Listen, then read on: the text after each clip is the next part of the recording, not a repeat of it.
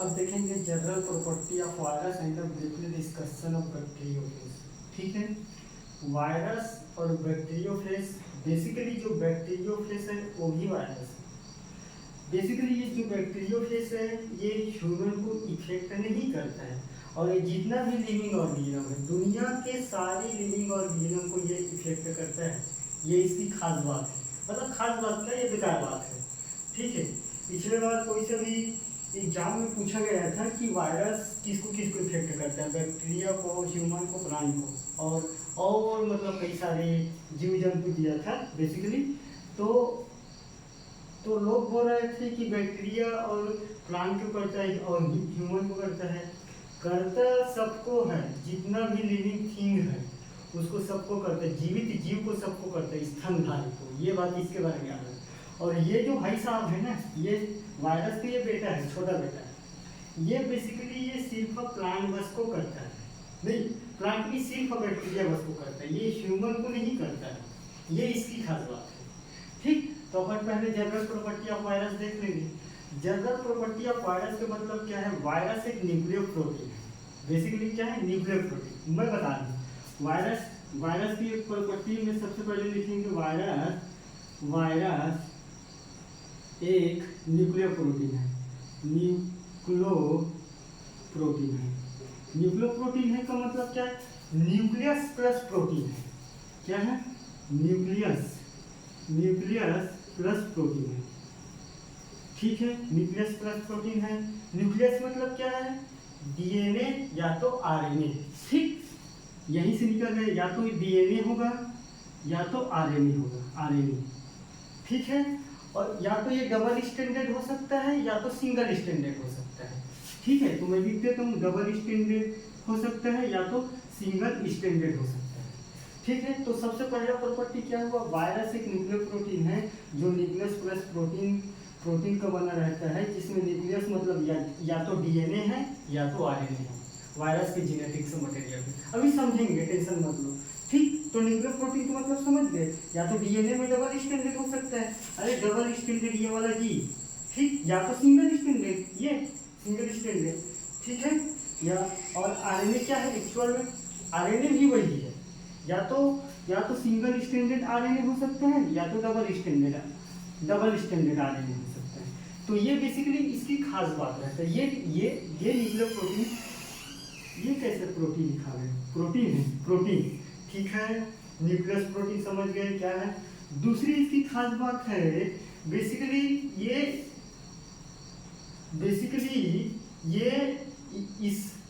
ये सामान्य आंखों से नहीं दिखाई देता है। ये वायरस एक मतलब ऐसा कण है, ऐसा नैनो पार्टिकल का कण है जो बेसिकली हमको सामान्य आंखों में दिखाई नहीं देता है। ये आप इस तरह से माने कि एक धूल के कण के बराबर है।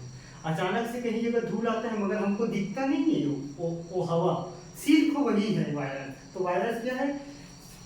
नग्न आंखों से नहीं दिखाई देता, नग्न आंखों से नहीं दिखाई देता। इसको हम इलेक्ट्रॉन माइक्रोस्कोप के सहायता से देख सकते हैं। पढ़े हो इलेक्ट्रॉन माइक्रोस्कोप के माध्यम से देख सकते हैं। ये इसकी सेकंड प्रॉपर्टी है। तीसरा प्रॉपर्टी बेसिकली क्या है? ये लिविंग प्लस नॉन लिविंग है।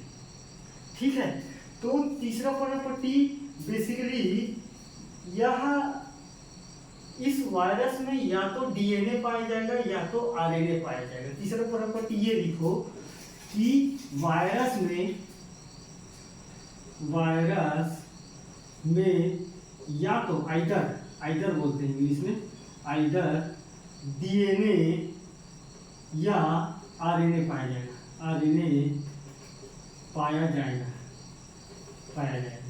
दोनों कभी नहीं पाया जाएगा।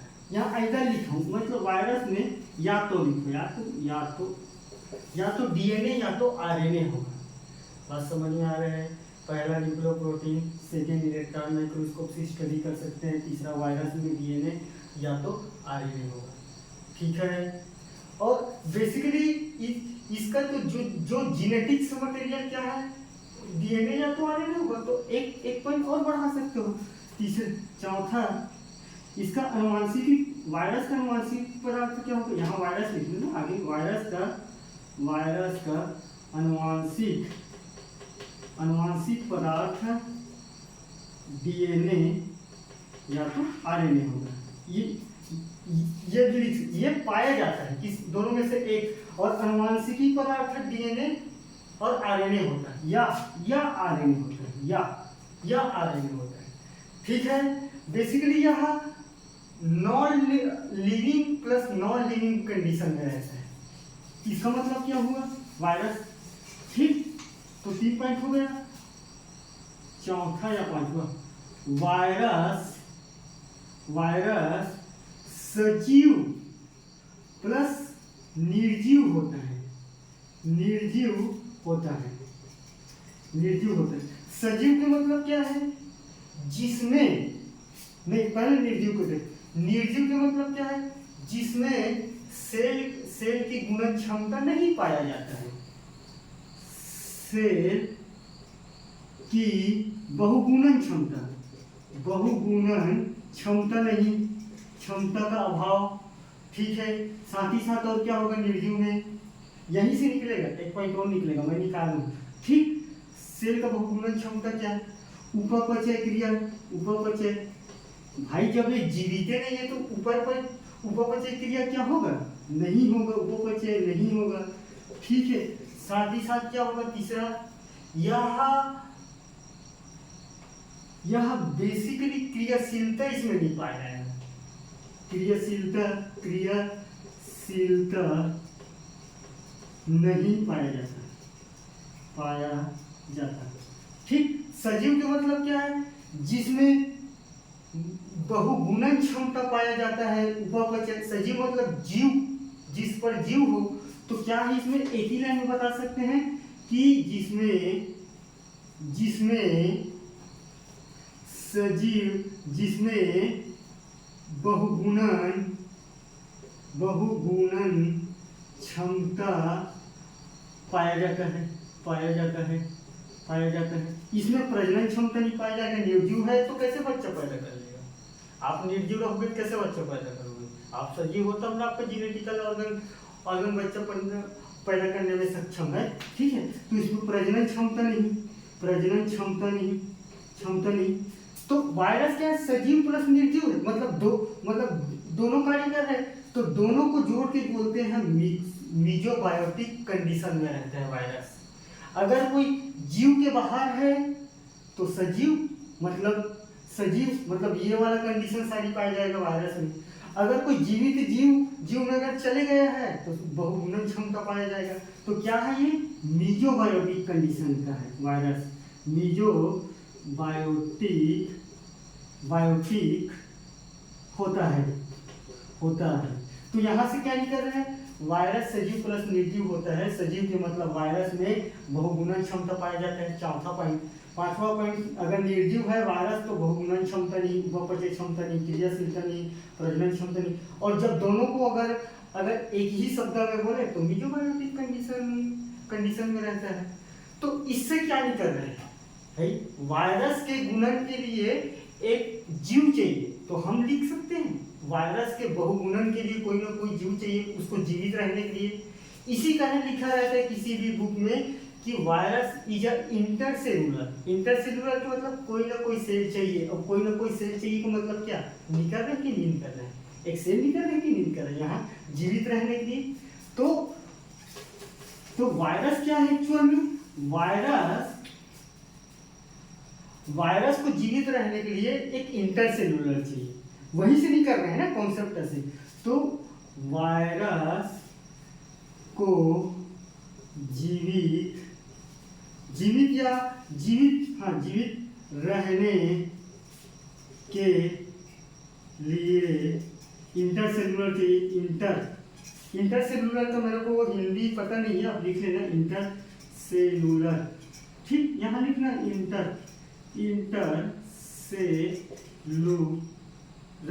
सेलुलर चाहिए। इंटरसेलुलर का मतलब समझ रहे हो, वायरस को जीवित रहने के लिए एक सेल चाहिए जैसे कि किसी भी क्लास का सबसे बदमाश बच्चा है ये, बेसिकली इस तरीके से समझो कि कोई भी क्लास है और क्लास का सबसे बदमाश बच्चा वायरस है। ये टिफिन लाता नहीं है, एक दूसरे पे भरोसा रहता है। तो दूसरे में कौन है? इंटरसेलुलर है। और वायरस क्या है? बदमाश बच्चा, किसी का टिफिन छीन के खा सकता है। ये वैसी समझ के रखो, ठीक। तो ये क्या वायरस एक जीवित रहने के लिए क्या है? इंटरसेलुलर चीज चाहिए भाई। और चौथा क्या है? चौथा कितना पॉइंट हुआ पता नहीं। पांचवा क्या है कि वायरस का जो पार्टिकल है 200 से शायद कितना है, 20 से 400 नैनोमीटर के आसपास होता है, इतना छोटा होता है। वायरस 20 से 400 नैनोमीटर पार्टिकल होता है। नैनोमीटर क्या है? एक स्केल है, इस रेंज के पार्टिकल के समान ही रहता है वायरस, ठीक है। तो और वायरस क्या है? जब अगर किसी भी जीव के बाहर है तो निर्जीव कंडीशन में है, जीव के अंदर है तो सजीव कंडीशन में है। तो वायरस को क्या लिख सकते हैं? Living plus non living micro organism. एक पॉइंट और लिख सकते हो। तो वायरस क्या है? वायरस लिविंग मतलब जीव प्लस नॉन लिविंग, निर्जीव नॉन लिविंग है, ठीक है। यहाँ तक एकदम कॉन्सेप्ट क्लियर है, ठीक। किसी को कोई दिक्कत यहाँ तक? और बेसिकली वायरस जब किसी भी जीव को अगर मान लो इफेक्ट करता है तभी एंजाइमेटिक एक्टिविटी बहुत अधिक बढ़ जाता है वायरस का। तो वायरस का जो ग्रोथ रेट है वो किसी भी जीव के अंदर ही अत्यधिक है। तो वायरस की क्रियाशीलता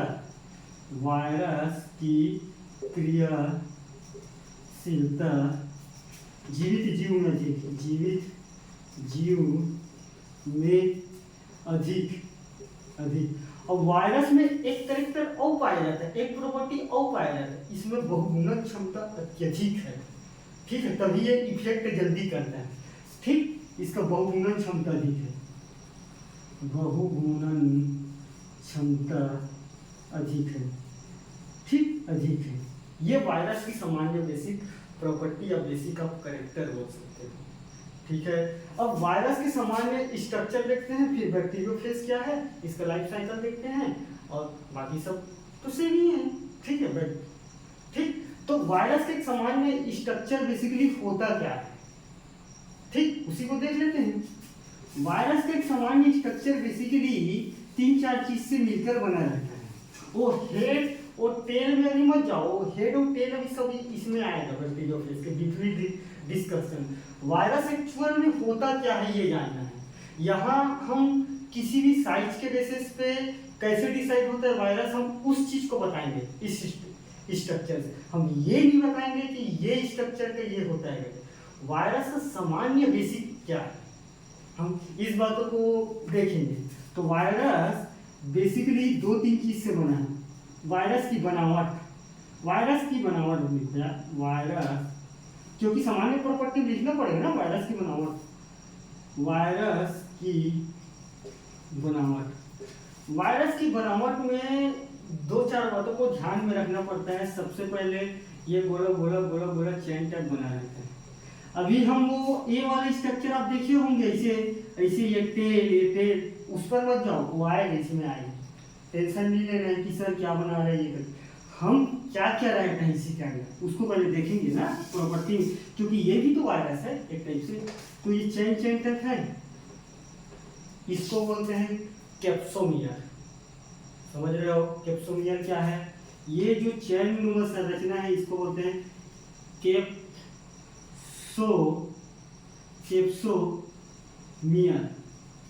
ठीक। और यही जुड़ के कैप्सिड का निर्माण करता है, जो तुम वाले स्ट्रक्चर में पढ़े होगा, कैप्सिड स्ट्रक्चर, हेड कैप्सिड से बना रहता है कभी। तो ये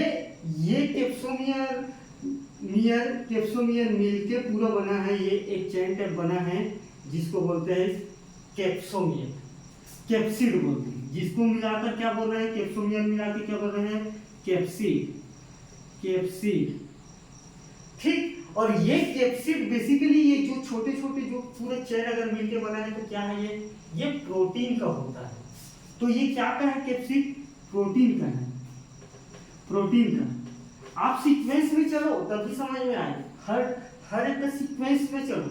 अगर कोई मैं 20 से बना के छोड़ूंगा ना, इसके अंदर क्या है, जीनेटिक मटेरियल है, न्यूक्लियर प्रोटीन, ये या तो डीएनए होगा या तो आरएनए होगा।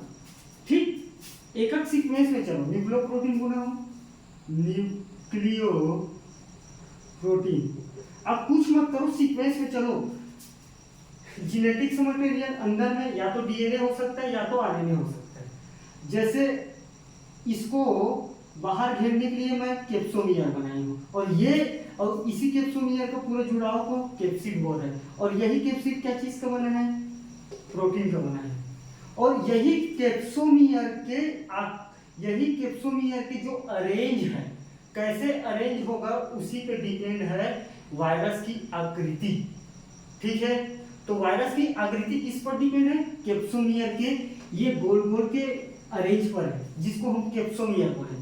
तो तुम पढ़ते हो ना, helical structure, hexagonal structure virus, spherical structure, rectangular virus.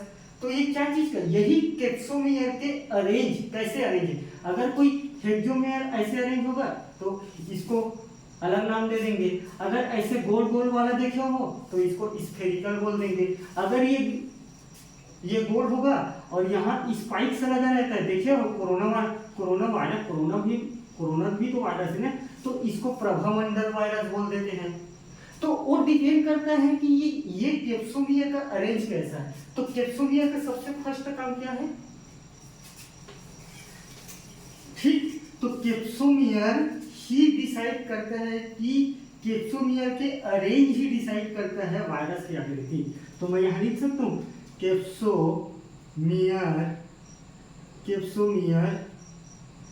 की अरेंज मतलब क्या है, अरेंज मतलब अरेंज ही लिखो, अरेंज डिसाइड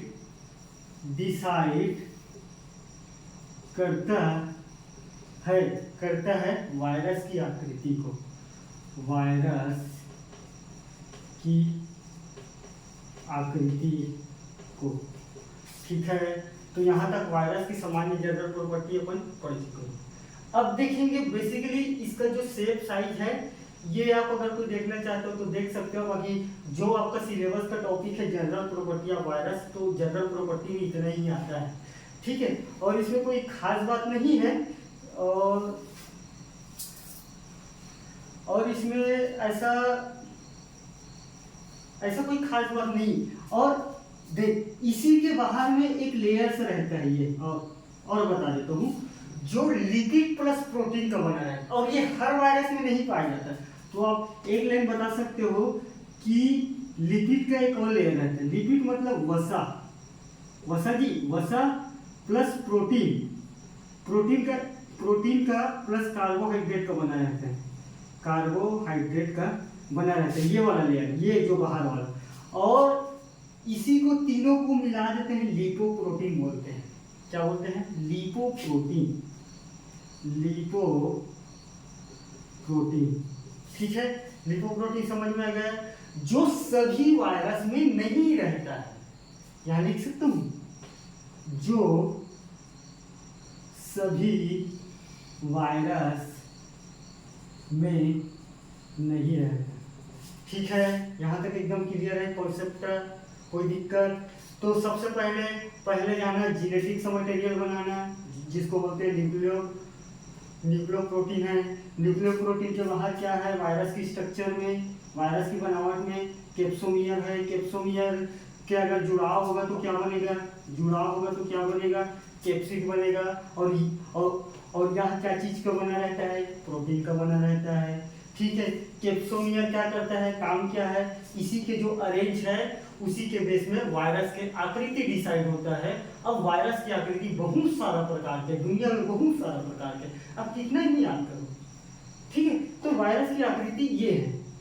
ठीक है, दूसरी बात क्या है, वायरस के बाहर एक पतली सी लेयर प्रॉपर्टी पाया जाता है, जो lipid plus protein plus carbohydrate का बना रहता है, और इसी तीनों को मिला के बोलते हैं लिपोप्रोटीन, जो सभी वायरस में बेसिकली नहीं होता है। ठीक है, सभी वायरस में नहीं होता। तो यहाँ तक अपन क्लियर है, एकदम कॉन्सेप्ट क्लियर है, कोई डाउट नहीं है ना?